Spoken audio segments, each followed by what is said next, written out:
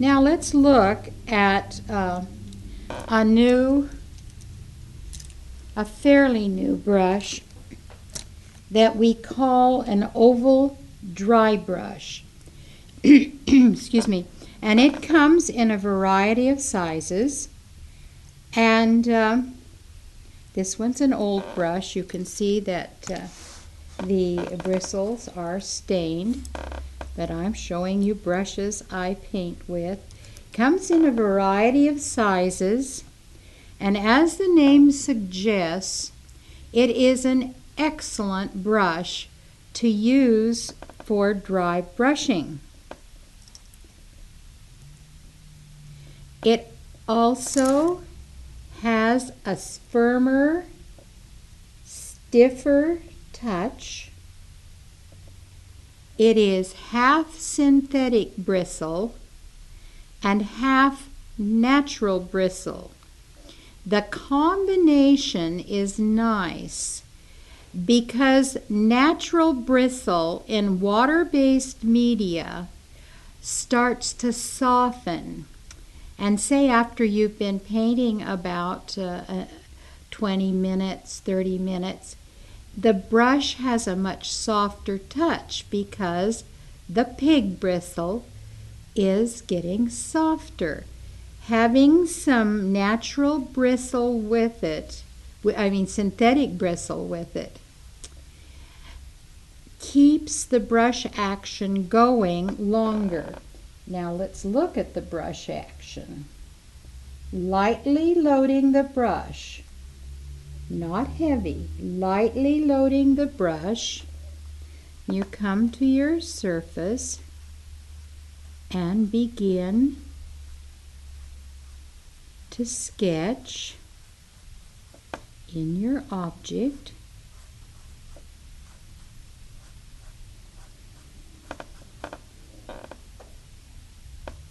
It may be a little rose. Let's see. It may be a little rose. Maybe you want a shadow color.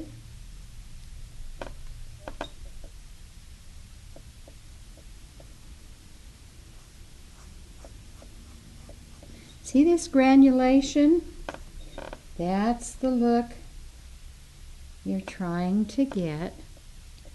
Now, again, I don't have much paint in the brush, and for many strokes of the technique, I am just going to load the edge or side of the brush.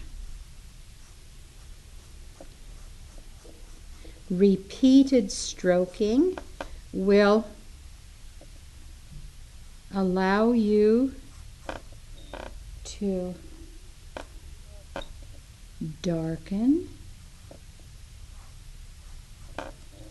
Softer, limited stroking will allow you to keep the effect lighter.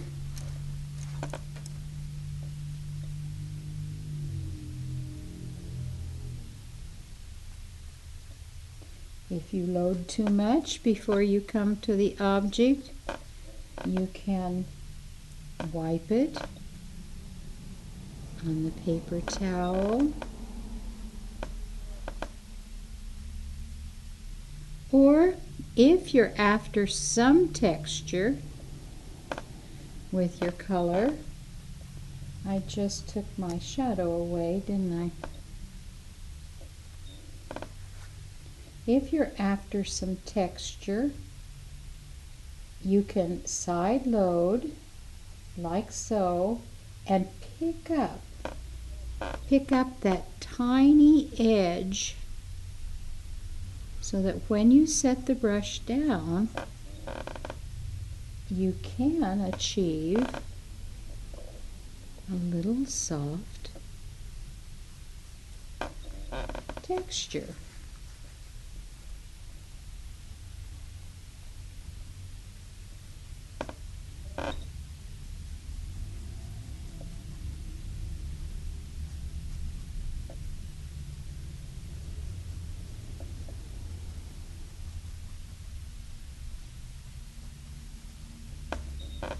Now another place where I use the oval dry brushing is to dry brush along an edge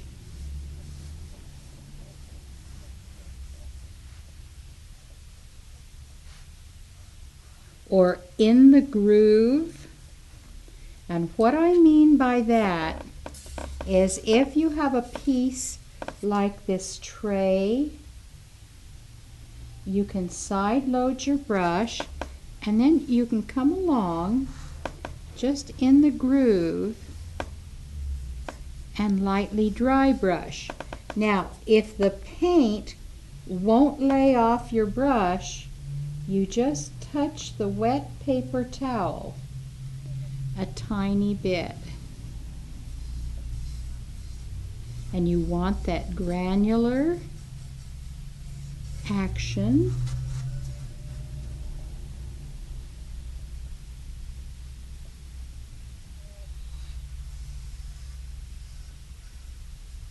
Another place that's nice to dry brush is edges of things. And let me show you a little paint, not so much side loaded now as across the top of the brush. Wipe. And for this size tray, I really should use maybe a little bit bigger brush, but you can see how I can dry brush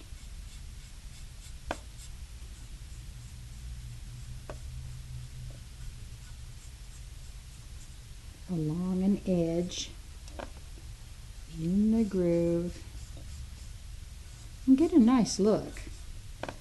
Get a nice look very simply. Oval dry brush, mainly used for dry brush effects. You can use it wetter. You can come in here and get your paint a little wetter and use it to base coat like a pear. Now remember, I'm on paper, so this is very porous.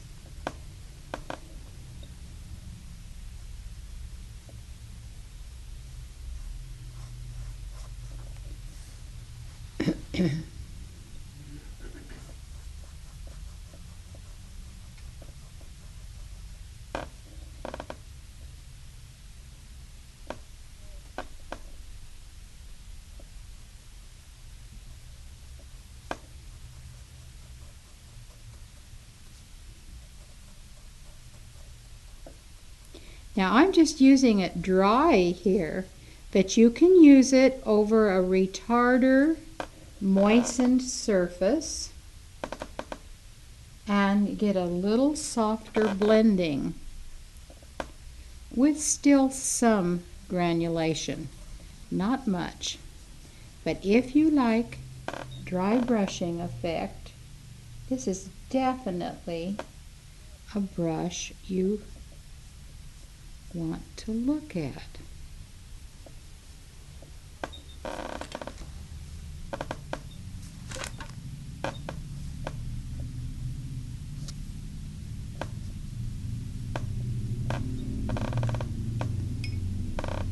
Again, all sizes.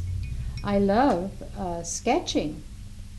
There's two brushes I love to really sketch with, and I'm going to show the other one, but let me just sketch a minute. Sometimes I start a painting with just a light sketch.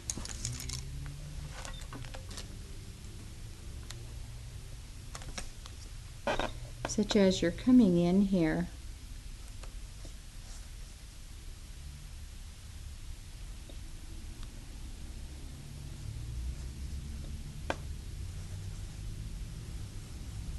and this is a number 2 oval dry brush, and I'm going to begin the painting here.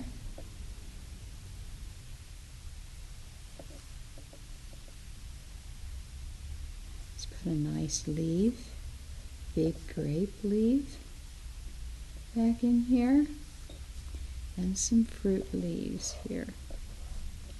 Just some basic fruit leaves. Nice little bunch of grapes.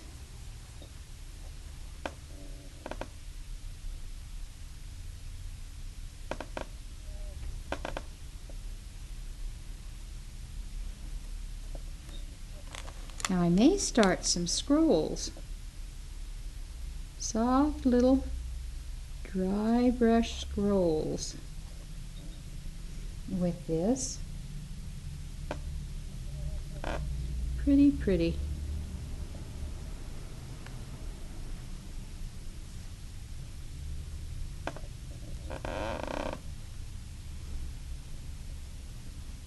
And you may go on to begin to develop your shadows.